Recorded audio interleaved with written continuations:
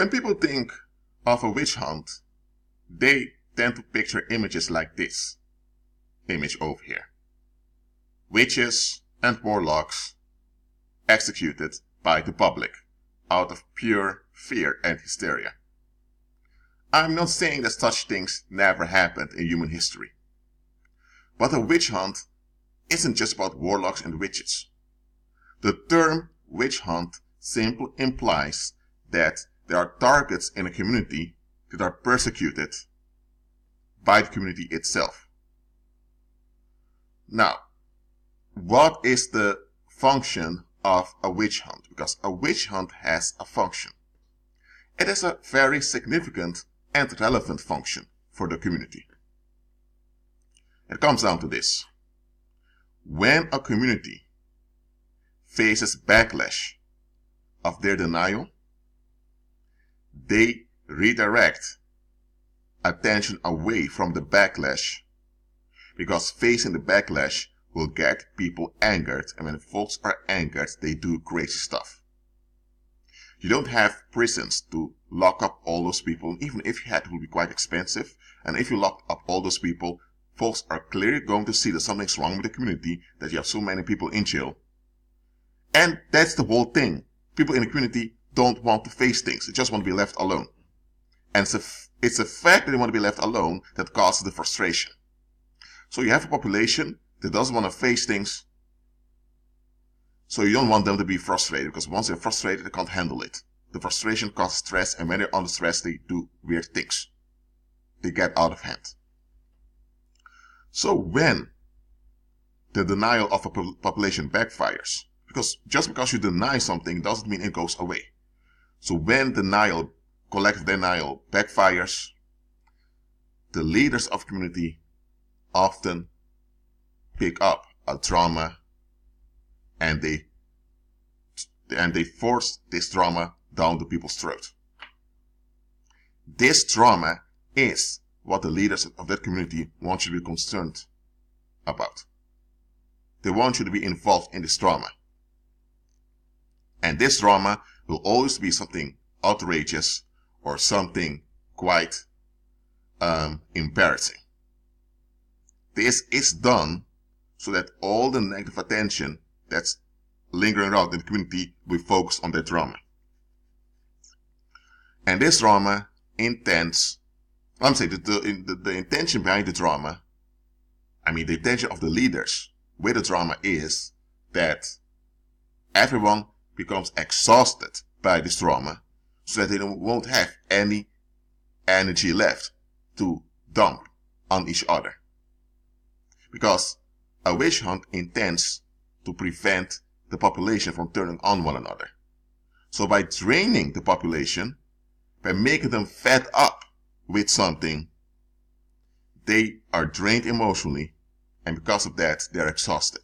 And that's the purpose of a witch hunt, to exhaust the population so they won't have any strength left to dump negative energy on each other. And the witch hunt is effective.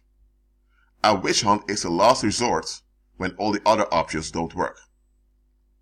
You have entertainment, you have religion, you have the legal system, you have all these measurements to prevent the population from turning on one another. When all these things either fail or not effective enough, you can always come with a witch hunt. Let me give an example of a witch hunt. It can be that there's this emphasis in the media about catching criminals. And everyone thinks, well, criminals, they cause harm to society, so of course you should catch them, catch the bad guys. And at the same time, there are many Hollywood productions concerning police detectives that come out. But nobody captures that it's a witch hunt that's going on criminals. And let's say you have a group of Cuban migrants that live in the state, and one of the Cuban migrants, Raul, tells the others, hold on a minute. Why are they so angry at criminals?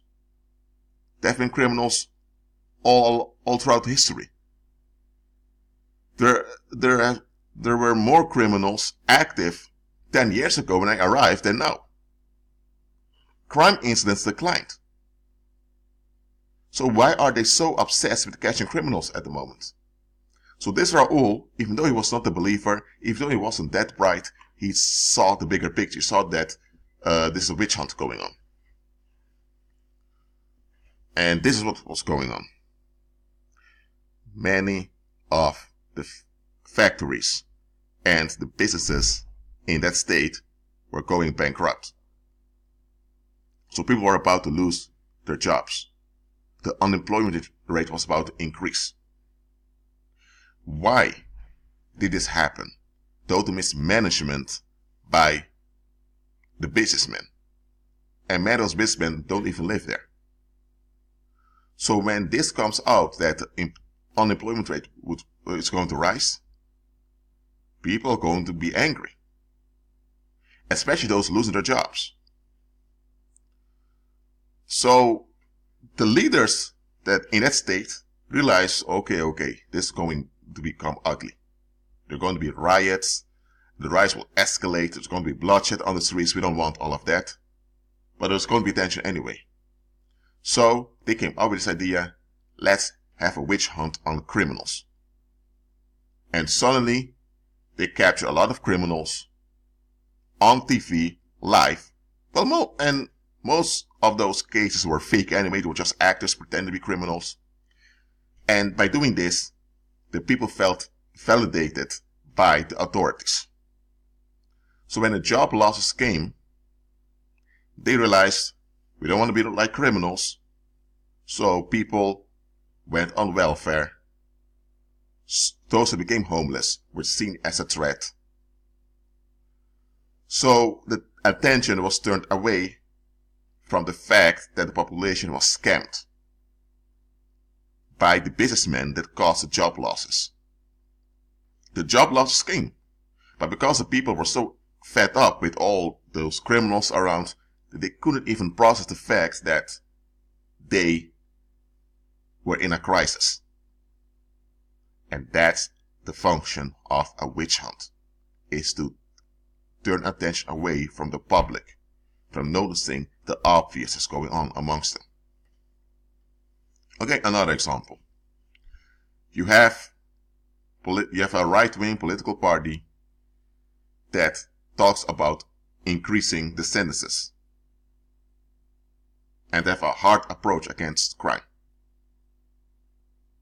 This is not about catching criminals, it's about punishing criminals. And then there are a lot of people say, that's right, we should have higher punishments. If someone causes trouble, just put them in jail. Done.